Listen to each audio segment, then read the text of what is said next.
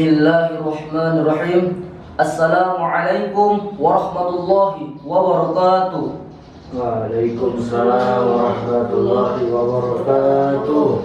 Alhamdulillahi rabbil alamin. Wassalatu wassalamu ala asrafil anbiya'i wal mursalin wa ala alihi wa sahbihi ajma'in. Amma ba'du. Pertama-tama dan yang paling utama, marilah kita panjatkan puja dan puji syukur kita kehadiran Allah Subhanahu wa taala, yang dimana Allah telah memberikan kita banyak sekali nikmat, dari mulai nikmat kecil hingga sampai nikmat besar. Tak lupa pula salawat dan salam marilah kita curahkan kepada putra Abdullah buhati Aminah kekasih Allah, baginda Rasulullah sallallahu alaihi wasallam, dengan melafazkan Allahumma sholli wa sallim wa barik alaih. Sebelum saya memasuki tausiah pada hari ini, alangkah baiknya kita bersolawat dulu untuk baginda Nabi agar mendapat syafaat beliau di akhir nanti. Yuk sama-sama kita bersolawat untuk Nabi. Sallallahu ala Muhammad,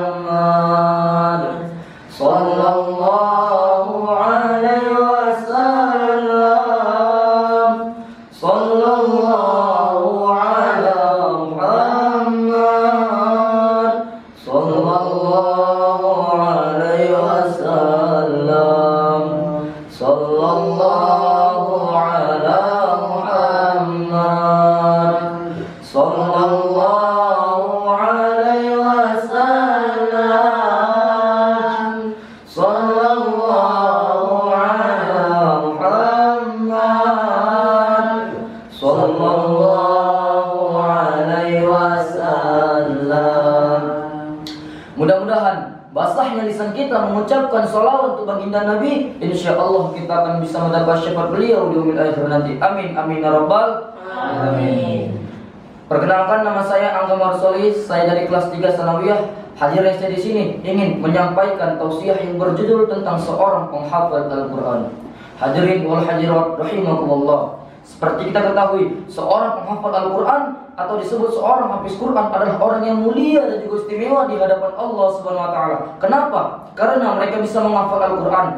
Mereka menganggap Al-Quran sebagai sahabatnya yang tak pernah melupakannya baik di dunia dan maupun di akhirat.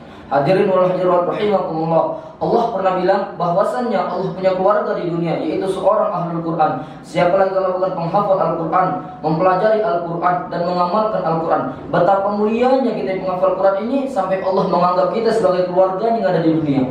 Hadirin wal hadirat rahimakumullah. Dan jadi seorang penghafal Al-Quran bukan hanya dengan ziyadah saja, bukan hanya dengan murojaah saja, tapi juga menjauhi perbuatan dosa. Apa itu contohnya? Itulah namanya maksiat, itulah dia namanya zina. Allah telah berfirman dalam Al-Quran surah Al-Isra ayat 32 yang berbunyi, A'udzu billahi minasyaitonir rajim, bismillahirrahmanirrahim, wa la taqrabuz zina innahu kana fahisha wa sa'a sabila. Yang artinya, janganlah sesekali kamu berani mendekati zina. Sungguh zina itu adalah perbuatan yang keji dan juga perbuatan yang sangat buruk.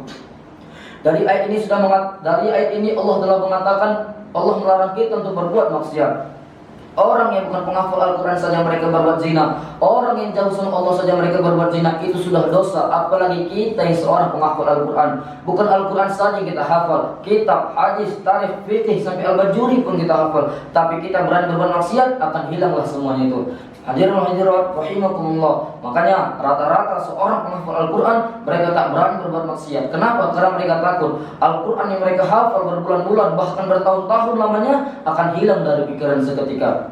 Hadirin hadirat rahimakumullah. Dan jadi seorang penghafal Al-Quran harus sabar menghadapi ujian atau cobaan yang datang kepada dirinya. Cobaan contohnya malas dia menghafal, malas dia murojaah, malas dia membaca Al-Quran. Mintalah sama Allah, berdoalah sama Allah agar dimudahkan untuk menghafal Al-Quran. Allah telah berfirman dalam Al-Quran surah Al-Baqarah ayat 186 yang berbunyi, Wa idza sa'alaka 'ibadi anni fa inni qarib ujibu da'watad da'i idza da'ani falyastajibu li wal yu'minu bi la'allahum yarshudun. Yang artinya mintalah kepadaku dan berdoalah kepadaku, maka akan aku kabulkan kepada kalian yang orang-orang beriman kepadaku. Mudah-mudahan Kita yang jadi seorang penghafal Al-Quran, jauh dari perbuatan maksiat, amin. Jauh dari perbuatan zina, amin. Dan selalu sabar untuk menghadapi ujian atau cobaan kasih Allah kepada diri kita, amin, amin ya rabbal alamin. Mungkin hanya inilah yang bisa saya sampaikan. Kalau ada salah saya mohon maaf, sama Allah saya mohon ampun. Unzur maqalah wala tanzur man qala. Lihatlah apa yang disampaikan, jangan lihat siapa yang menyampaikan. Bisa jadi yang mendengar lebih mulia daripada yang menyampaikan. Di langit ada elang, di bumi ada orang. Gak apa-apa kita gak punya ayam, yang penting ada Allah yang maha penyayang. Nenek perempuan namanya Yuni, seumuran dengan Tok Ahmad.